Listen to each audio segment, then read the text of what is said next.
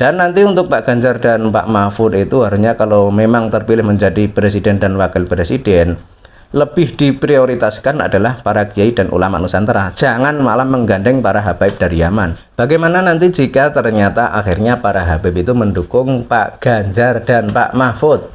Ya biarkan saja, karena mereka juga manusia, mereka juga tinggal di Indonesia.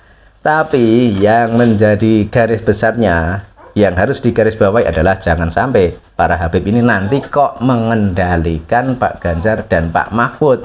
Itu jangan sampai. Kalau cuma memilih saja, mendukung saja, ya terserah, silahkan. Karena faktanya yang di 01 itu sudah banyak habibnya, di nomor 2 juga sudah ada habibnya. Lah mungkin ada kelompok habib yang belum punya lokasi atau belum punya apa ya istilahnya itu tempat bernaung. Ya nanti silahkan kalau mau bernaung di bawah kekuasaan Pak Ganjar dan Pak Mahfud. Tapi ya itu tadi, jangan sampai nanti si Habib ini mengendalikan program-program pemerintah. Itu jangan sampai. Jadi Pak Ganjar dan Pak Mahfud itu nanti harusnya itu lebih mengedepankan atau lebih mengutamakan para kiai dan ulama Nusantara, terutama para kiai yang masih keturunan Wali Songo. Sebab jasa mereka itu jelas dalam perjuangan membela bangsa ini, mengusir penjajah. Itu kan kebanyakan adalah para keturunan Wali Songo.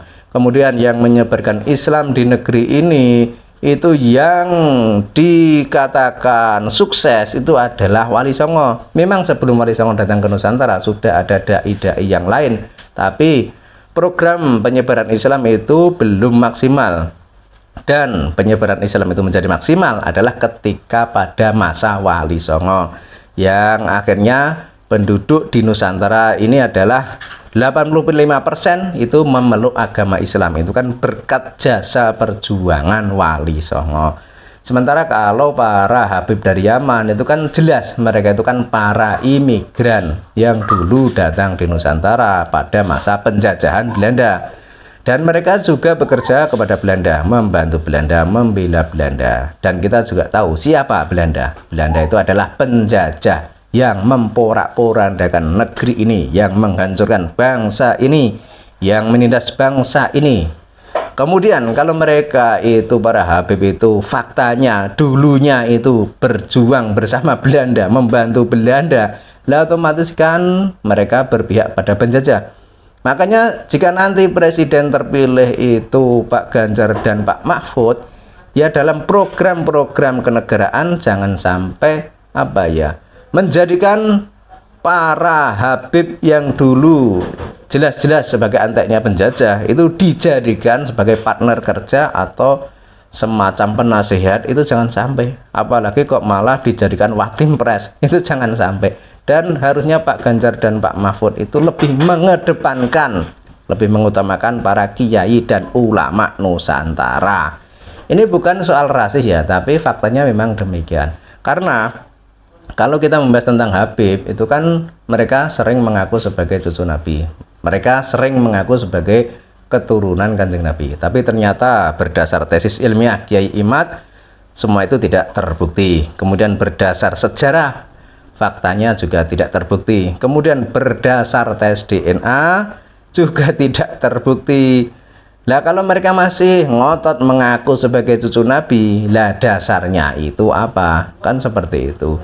Kemudian kalau para kiai dan ulama Nusantara yang keturunan Wali Songo, meskipun mereka itu tidak mengaku-ngaku sebagai keturunan Kanjeng Nabi, tapi mereka itu valid keturunan Kanjeng Nabi. Jadi di sini bedanya. Kalau para habib itu kan ngotot mengaku-ngaku sebagai keturunan Kanjeng Nabi, biar diakui bahwa mereka itu memiliki ras yang mulia dibanding yang lainnya. Mungkin arahnya seperti itu. Tapi kalau keturunan Wali Songo itu tidak tidak berkampanye atau menunjukkan diri kalau mereka adalah keturunan Kanjeng Nabi. Dan di sini harusnya kita itu rakyat Indonesia itu paham bahwa sebenarnya yang harus kita ikuti adalah para keturunan Wali Songo ini, bukan malah para habaib dari Yaman yang dulu jelas-jelas didatangkan oleh Belanda, jelas-jelas bekerja sama kepada Belanda, jelas-jelas menjadi antek Belanda. Sebut saja misalnya Habib Usman bin Yahya, itu kan jelas menjadi mufti Batavia. Sementara kalau keturunan Wali Songo kala itu kan banyak yang diburu, yang diserang, dengan berbagai cara, baik melalui peperangan maupun melalui serangan-serangan ajaran. Itu kan tujuannya untuk melemahkan perjuangan para ulama dan kiai Nusantara yang dimana mereka itu adalah keturunan Wali Songo.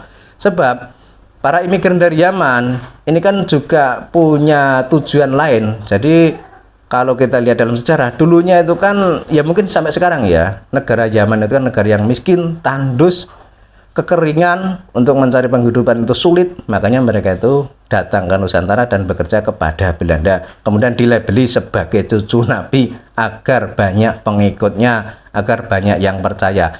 Itu kan tujuannya ya untuk menggeser peran keturunan Wali Songo yang ada di Nusantara ini. Sebab faktanya orang-orang di Nusantara, terutama umat muslim, itu condongnya itu adalah kepada dzurriyyah Wali Songo. Nah, untuk menggeser kepercayaan tersebut, maka didatangkanlah para habib dari Yaman yang dilabeli sebagai cucu Nabi. Nah, itulah mungkin arahnya atau tujuannya. Jadi tentang adanya fenomena habib ini tidak berbeda jauh dengan peran kelompok Salafi Wahabi. Kalau Salafi Wahabi itu kan memang tidak percaya dengan adanya keturunan Kanjeng Nabi.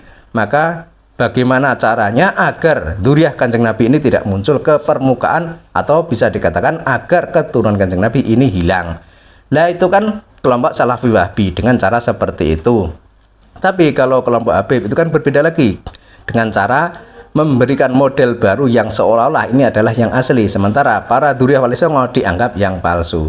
Tapi intinya sama, untuk menggeser peran Wali Songo yang ada di Nusantara ini, juga termasuk menghilangkan jejak Wali Songo yang ada di Nusantara ini, termasuk juga jejak leluhur di bangsa ini. Salah satunya adalah makam KRT Sumodiningrat, di mana KRT Sumodiningrat itu adalah asli orang Jawa, orang Nusantara, orang Mataram, tapi kenapa kok diklaim menjadi miliknya orang Yaman? Kemudian belakangnya dikasih nama Habib Hasan bin Toha bin Yahya.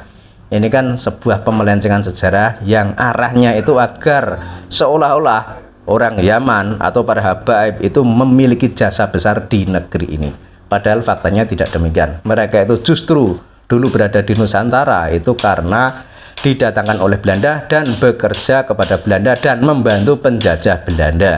Jadi faktanya itu berbanding terbalik dengan apa yang sering mereka sampaikan selama ini. Dan nanti untuk Pak Ganjar dan Pak Mahfud itu harusnya kalau memang terpilih menjadi presiden dan wakil presiden, lebih diprioritaskan adalah para kiai dan ulama Nusantara. Jangan malah menggandeng para habaib dari Yaman, karena para habaib itu kan jelas-jelas dulunya itu didatangkan oleh penjajah Belanda.